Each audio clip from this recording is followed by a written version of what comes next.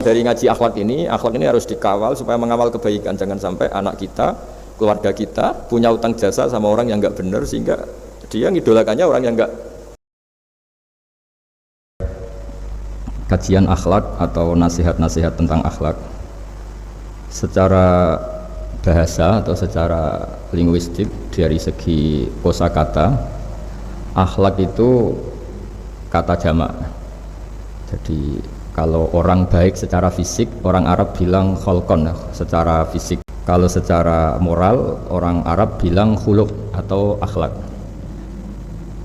Lalu urgensinya dengan kita sebagai bangsa, sebagai umat Islam atau sebagai manusia, itu beberapa nabi, di antara pujian Allah kepada para nabi adalah karena kebaikan akhlaknya. Lalu kebaikan akhlak ini punya urgensi dalam agama jika akhlak itu benar secara hukum, secara halal haram. Ini yang jarang orang mengingatkan. Jadi misalnya begini, senyum itu sunat itu ya, baik gitu ya. Oke, kita sepakat senyum itu sunat. Tapi para penipu itu juga senyum. Karena kalau tidak senyum itu tidak bisa nipu gitu. Mungkin wanita nakal ya juga senyum. Orang-orang bisnis yang bodong biasanya cara ngerayu juga pakai senyum.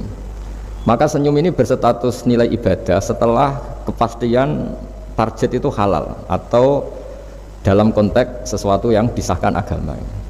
Sekali tidak, maka ya menjadi tidak halal. Ya, tadi senyumnya orang yang mau nipu, senyumnya lembaga-lembaga atau apa yang bodong atau apa sajalah. Nah ini yang jarang orang mengkaji. Maka sebelum mengkaji tentang akhlak itu penting, itu dikaji dulu status halal haramnya. Ya kayak tadi misalnya senyum itu sunat, senyum itu ibadah, kata Rasulullah tasaddaku walau bitalqati wajhin, bersedekahlah meskipun hanya dengan senyum. Itu setelah ada kepastian status apa? Halal.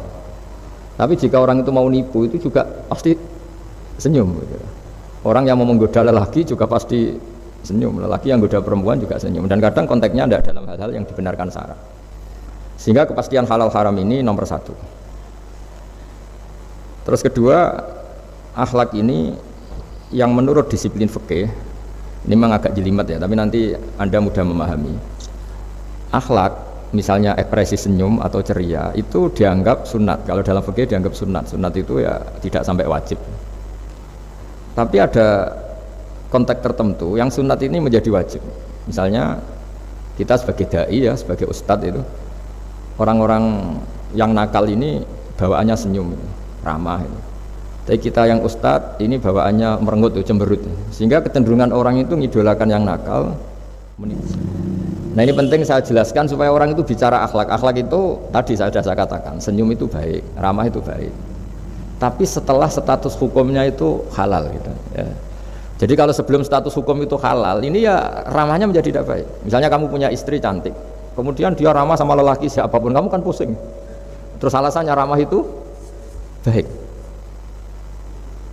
Makanya di Quran diingatkan fala takhdu'na bil qawli fayatma alladzi fi qalbihi marad. Orang-orang solihah, orang-orang yang afifah, wanita-wanita terhormat, jangan terlalu ramah sama lelaki lain, karena lelaki lain yang kamu ramahin kalau kebetulan dia ada orang baik, pikiran ramah kamu ini ditafsirkan yang macam-macam.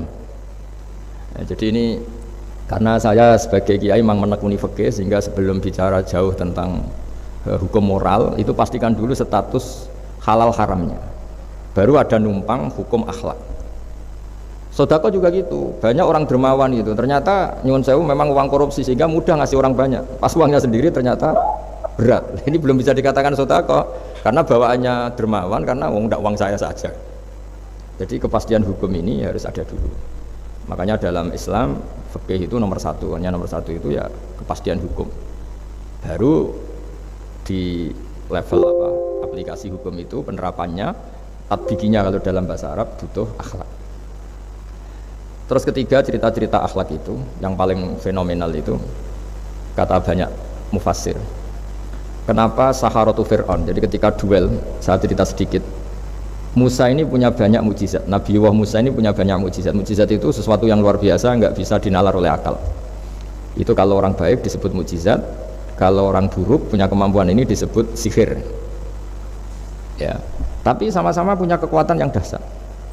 Sehingga ketika Nabi Musa punya kekuatan yang dahsyat ini, yang disebut mukjizat, Fir'aun cara berpikir yang bisa mengalahkan ini hanya sihir. Dipanggillah ahli sihir yang profesional, yang top lah. Dan mulai dulu itu wong ya seneng duit gitu. Jadi ahli sihir yang mau datang tapi berani berapa gitu. Jadi itu sudah mulai dulu. Jadi sekunane kuno itu transaksinya itu ya harus berani berapa itu. Fir'aun katanya innakum idzal laminal muqarrabin. Kamu tak jamin menjadi orang dekat saya. Jadi mulai dulu kalau dukung itu ya harus dapat jatah itu. Jadi jatah orang dekat. Entah dulu itu apa menteri atau apa tidak tahu, tapi mulai dulu ya sudah gitu. Kata Fir'aun oke. Akhirnya pertarungan itu mau dimulai. Nah uniknya ketika mau dimulai itu Saharoh ini ahli sihir yang bawaan Fir'aun tadi, sewaan nih tadi, bayaran. Itu di luar dugaan Mas Andri, itu malah sopan sama Nabi Musa. Ditonton orang banyak padahal, ditonton orang banyak karena Fir'aun tuh ingin Nabi Musa itu kalah, Musa kalau dia manggil. Tapi di luar dugaan itu para ahli sihir itu entah saking wibahnya Nabi Musa itu, jenengan dulu apa saya dulu? Monggo jenengan dulu apa saya dulu? Imma antulkiyah wa imma an nahnul mulkin. Monggo jenengan dulu atau kita dulu.